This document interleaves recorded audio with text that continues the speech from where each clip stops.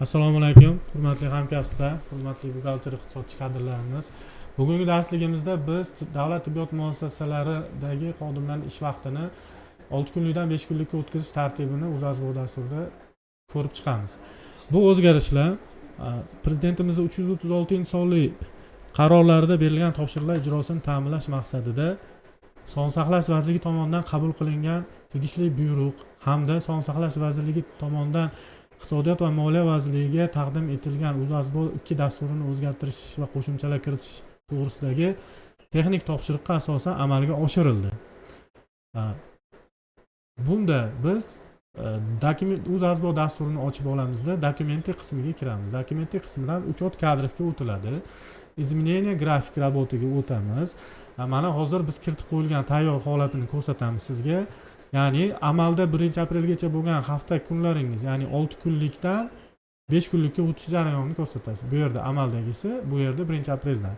Buni kiritishimiz uchun mana dasturda plus tugmasini bosamiz. Plus tugmasini bosgandan keyin amaldagi holatingizni tanlaysiz. Ya'ni amaldagi holatda hozirgi yozuvda ko'rsatganimizdagi 6 kunlik 33 soatni tanlashingiz mumkin va o'tkazayotgan joyingiz, ya'ni yangisiga o'tyapsiz 1-apreldan. Sizda 5 kunlik 33 soat tanlashingiz mumkin. Endi mehnat holatidan kelib chiqib turib, bir kunda 4 soat 6 kunlikda ishlagan xodimlarimiz ham bor ekan. Shu bo'yicha biz 6 kunlik 24 soatda ishlagan xodimlar bor ekan. Ularni ham o'zini yo'nalishini tanlab qo'yishingiz mumkin bo'ladi. Ya'ni 5 kunlik 24 soatga o'tkazish yoki izoh qismi, ya'ni kommentariy qismiga yozib qo'yishingiz mumkin. Prezidentimiz 336-sonli qarorlari hamda tegishli Sog'liqni saqlash vazirligini buyrug'i, sanasi va nomerlarini qo'yib qo'yishingiz mumkin. Заполнить qilasiz va сохранить tugmasini bosasiz. Сохранить tugmasini bosgandan keyin holatini provident holatga keltirib qo'ysangiz, o'sha har bir yo'nalishdagi xodimlaringizni ish vaqtlari yangi tartibga o'tkazganingiz ko'rinadi. Yangi tartibga o'tkazib qo'yasiz. Demak, biz haftalik ish vaqtini o'zgartirdik. O'zgartirib bo'lganimizdan keyin tabelga o'tamiz. Tabelga o'tganimizdan keyin tabelni mana hozir bu tashkilotda test sinovi muvaffaqiyatli o'tkazildi. Shuning uchun mana tayyor holatini bir ko'rsataman. Bu yerda plusni bosib turib har doimgidek tabel to'ldirishingiz mumkin bo'ladi. Ichiga kiramiz. 5 kunlik 33 soatga o'tgan xodimlarni belgilandi, mana to'ldiryapti tabelni va buni ichini tekshirib ko'rish imkoniyatimiz bor. Mana ichini ochasiz, ochganingizda mana ishlagan kunlari va soatlari ko'rinadi. Endi bundan tashqari mana yana boshqa xodimlarni ham ko'rish imkoniyatimiz bor. Qalamchani bosamiz, ichini tekshirib ko'rishimiz mumkin. Mana bu kunlik ish soatlari kunma-kun ko'rinib turadi. Endi bundan tashqari bizda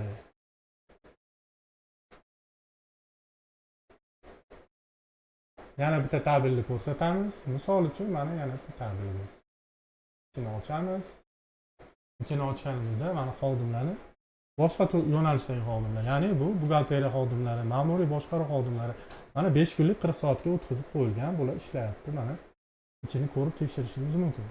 Xo'p, endi savol bo'lishi mumkin, biz buni to'g'rilay olamizmi? Albatta to'g'rilay olishimiz mumkin. Qalamchani bosib ko'rgandan keyin qaysidir kunlarda soatlarga tegishli buyruq yo normatingiz bo'yicha ichida o'zgartirish kiritgan bo'lsangiz, soatlarni qaysidir kunda kamaytirib yoki ko'paytirishingiz mumkin. Agar bunga qonuniy asosingiz bor bo'lsa albatta. Xo'p, tabelni ko'rib chiqdik. Tabel qismini. Tabelni qayerdan o'tishni yana bir ko'rsatib qo'yamiz. Mana uchot kadrdan tabelga kirib to'ldirildi. Endi keyingi bajaradigan amaliyotimiz hozir mana ko'pchilik savol beradi. Rashvot zarplatiga o'tiladi. Uchot zarplatidan rashvot zarplatiga kiramiz.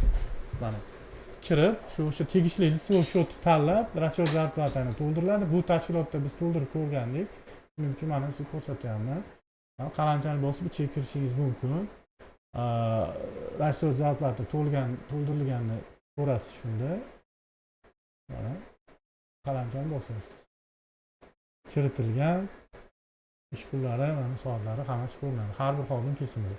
Endi buni biz tekshirib olishimiz uchun tabelda ham Excelga olib tekshirish imkoniyati bor.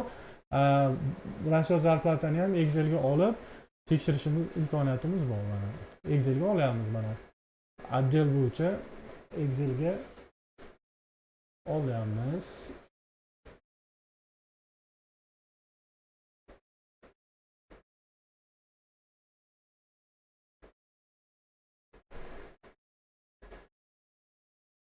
Excelga oldik. O'zgarish bo'lgan. Xodim 22 kunlik, ya'ni bu oyda 5 kunlik o'tgani 22 ish kuni bo'ldi.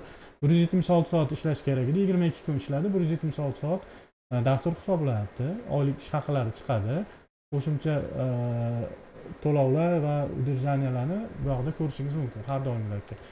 Xo'p, buni amalga oshirib bo'lganimizdan keyin, to'g'riligiga ishonch hosil qilgandan keyin hammasini provision holatga keltirib, har doimgidek shu plastik ro'yxatlari, so'rovnoma, porучениyalarni yozib, oylik ish haqini to'lash imkoniyatingiz mavjud.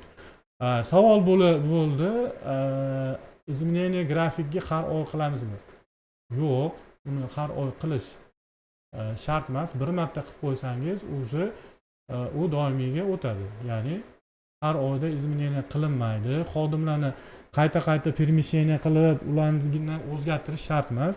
Faqat siz o'sha haftalik ish kuni rejimingizni, ish soatlaringizni o'zgartirib qo'ysangiz bo'ldi. Endi buni o'zgartirayotganda ham har bitta xodimni o'zini ish soati xususiyatini borligini e'tiborga olib kiritishingiz mumkin. Misol uchun har bir tashkilotda har xil yo'nalishi bor-da. Shuning uchun o'ziga tegishligi bo'yicha o'zgartirishi mumkin. Boyagina ko'rsatganimizdagidek mana 636 bo'lsa, 536 bo'lgan bo'lishi mumkin. Deylik boya ko'rsatdik 624 bo'lgan bo'lsa, u 524 ga o'tgan bo'lishi mumkin.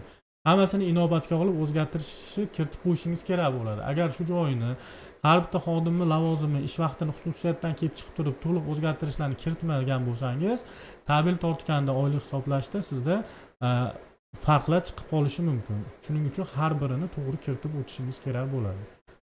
Xo'p. Shu bilan bugungi darsimiz, ma'lumotimiz yakunlandi. Yana bitta nimani eslatib qo'yamiz. Shu UzAzbo dasturida ishlashga kimdadir qiyinchilik, dasturda o'rganishda ko'nikma hosil qilish uchun savollari bo'lsa, har bir hududda viloyat moliya boshqarmasining binosida bizni UzAzbo adminlarimiz ishlashyapti.